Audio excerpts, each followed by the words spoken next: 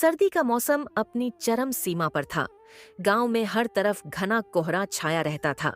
ठंडी हवाओं के झोंके लोगों की हड्डियों तक को जमा देते थे। गांव के लोग आग जलाकर या मोटे कंबलों में दुबक कर दिन काट रहे थे। इसी गांव में एक गरीब किसान रघु अपनी पत्नी लता और 10 साल के बेटे गोपाल के साथ रहता था। रघु के पास केवल एक छोटी सी झोपड़ी थी, जिसमें ठंड से बचने का कोई खास इंतजाम नहीं था। सुबह का समय था। रघु अपने हाथ मलते हुए झोपड़ी में बैठा होता है। लता, इस ठंड ने तो जान निकाल दी। ऐसा लगता है जैसे भगवान ने हमें भूल ही गया हो। रघु, भगवान हमें इतनी कड़ी परीक्षा क्यों दे रहा है? गोपाल के लिए तो एक भी गर्म कपड़ा नहीं बचा। वो ठंड में ठिठुर रहा है। पिताजी, क्या इस बार सर्दी में हमें कंबल मिल पाएगा? रघु गोपाल की मासूमियत भरी बात सुनकर उदास हो जाता है। हिम्मत रख बेटा, भगवान सब ठीक करेगा। मैं कुछ इंतजाम करता हूँ। रघु रोजाना सुबह काम की तलाश में गांव से निकल जाता था। वह मजदूरी करता था, लेकिन ठंड के कारण खेतों में काम बंद हो चुका था। एक दिन रघु को रास्ते में गांव के मुखिया मिल गए। अरे रघु, इस सर्दी में कहाँ भटक रहे हो? मुखिया जी, कुछ काम की तलाश कर रहा हूँ। घर में ठंड से हालत खराब है। इस मौसम में काम तो कहीं नहीं मिलेगा। ठंड से बचने का इंतजाम करो। रघु बिना जवाब दिए आगे बढ़ गया। उसका मन बेचैन था। रास्ते में रघु को एक बूढ़ा आदमी ठंड में कांपता हुआ दिखा।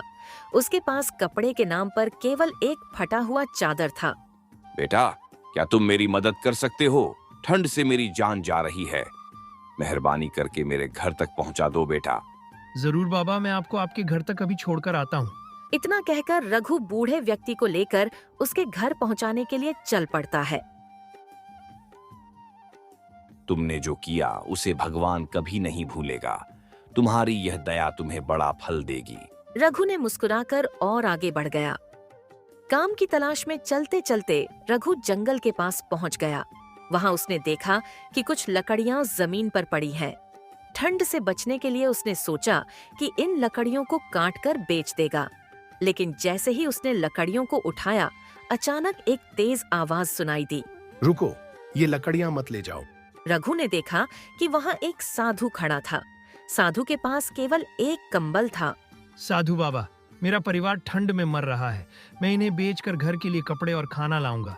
तुम्हारी नीयत साफ है। ये लो, यह जादुई चमत्कारी कंबल। यह ठंड से तुम्हारे परिवार को बचाएगा। लेकिन याद रखना, इसका इस्तेमाल केवल जरूरत के लिए करना। रघु ने साधु का धन्यवाद किया और कंबल लेकर घर की ओर चल पड़ा। रघु जब घर पहुंचा तो उसने वह कंबल लता और गोपाल को दिया। कंबल को ओढ़ते ही उन्हें अजीब सी गर्माहट महसूस हुई। ठंड अचानक गायब हो गई।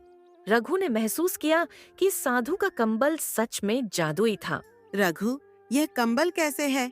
ऐसा लग रहा है जैसे ठंड खत्म हो गई हो। यह साधु बाबा का दिया हुआ आशीर्वाद है। हमें इसे संभाल कर रखना होगा। धीरे धीरे गांव में ठंड और बढ़ती गई। कई परिवार बीमार पड़ गए। रघु और लता ने सोचा कि इस कंबल का इस्तेमाल दूसरों की मदद के लिए भी करना चाहिए। उन्होंने गांव के ठिठुरते लोगों को कंबल की गरमाहट बांटी। रघु, तुमने हमारी जान बचाई है। भगवान तुम्हें खूब आशीर्वाद देगा। रघु की दया और मदद करने की भावना ने उसे गांव का हीरो बना दिया। ठंड का मौसम धीरे धीरे खत्म हो गया और गांव में फिर से खुशहाली आ गई। रघु ने सीखा कि दूसरों की मदद करने से ही सच्चा सुख मिलता है।